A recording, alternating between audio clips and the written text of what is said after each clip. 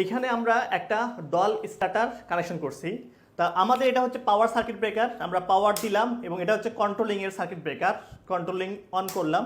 এটা start switch, এটা হচ্ছে স্টপ সুইচ। এখন যদি আমরা স্টার্ট সুইচে প্রেস করে দেখেন আমাদের মোটরটা চলতেছে, 3 ফেজ মোটরটা রান হচ্ছে, এবং স্টপ সুইচে প্রেস করলে আমাদের কি বন্ধ হচ্ছে। আবার যদি আমরা কি স্টার্ট সুইচে প্রেস করি অন হচ্ছে, এবং যদি আমরা এইখানে থার্মাল ওভারলোড রিলের স্টপ সুইচে প্রেস করি স্টপ হচ্ছে। তো এই ডল স্টার্টারটা কীভাবে কানেকশন করছি সেটা আমরা এখন আমাদের ডিজিটাল বোর্ডে দেখব। আসসালামু আলাইকুম, স্বাগতম লার্নিং ইঞ্জিনিয়ারিং ইনস্টিটিউটে। আমি কামরুজ্জামান কনক রয়েছি আপনাদের সঙ্গে। এতক্ষণ আমরা যে ভিডিওটা দেখলাম ডল স্টার্টারে, সেটা আমরা কীভাবে কানেকশন করছি সেটা আমরা দেখব। তো এখানে আমাদের ডায়াগ্রাম দেওয়া আছে এবং এখানে আমাদের কানেকশন আছে যে একটা প্যানেল বোর্ডের ভিতরে কীভাবে কানেকশন করবেন।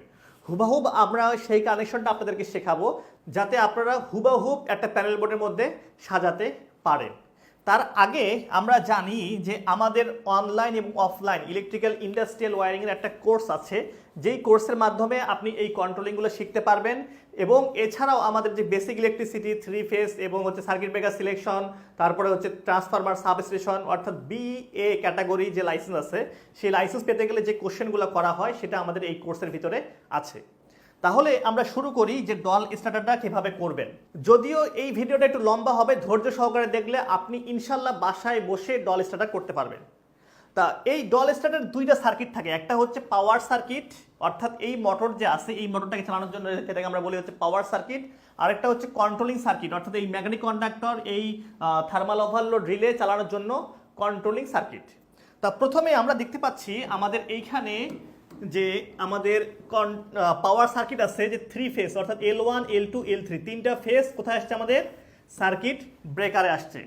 তিনটা ফেজ আমাদের সার্কিট, এখান থেকে দেখেন এটা হচ্ছে আমাদের সার্কিট ব্রেকার, 3 ফেজ সার্কিট ব্রেকারে আসছে, 3 ফেজ সার্কিট ব্রেকার। এরপর কোথায় আসছে আমাদের KM তে হচ্ছে কি কন্ডাক্টর, অর্থাৎ ম্যাগনেটিক কন্ডাক্টর আসছে, ম্যাগনেটিক কন্ডাক্টরে আসছে।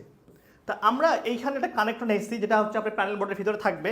এই কানেক্টরে আমরা কি করব, L1 ফেজটা আমরা এখানে দিলাম, কানেক্টর দিলাম। কানেক্টর থেকে এখান থেকে আমাদের কোথায় দিব, সার্কিট ব্রেকারে।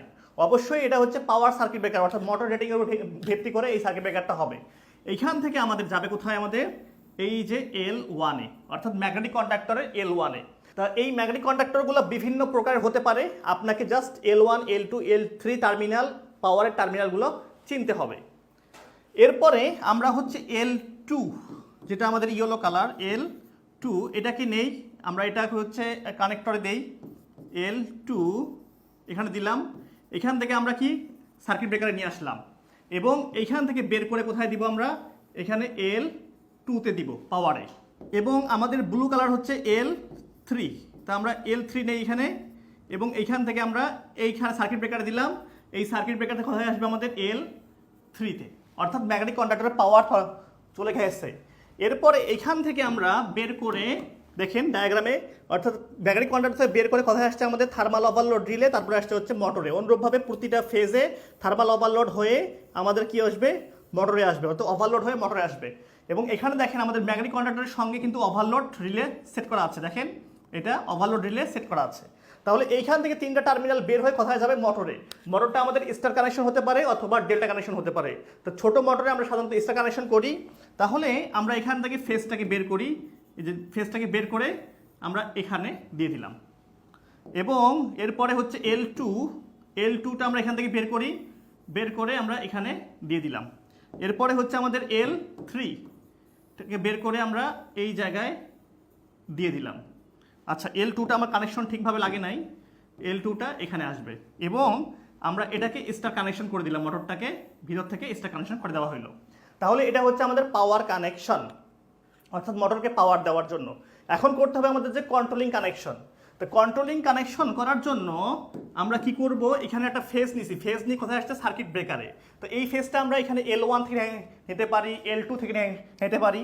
তা আমরা এখানে L1 থেকে নিলাম, দেখেন এইখান থেকে আমরা একটা লাইন নিয়ে কি করলাম, এই সার্কিট ব্রেকারে ইন করলাম। অবশ্যই কন্ট্রোলিংয়ের একটা সার্কিট ব্রেকার থাকতে হবে মিনিমাম 6 অ্যাম্পিয়ারের, আর খুব বড় হলে 10 অ্যাম্পিয়ারের থাকতে হবে। এই সার্কিট ব্রেকার থেকে কি হচ্ছে, এই লাইনটাকে আমরা নিয়ে প্রথমে আমরা রাখবো হচ্ছে কি আমাদের থার্মাল ওভারলোড রিলেতে।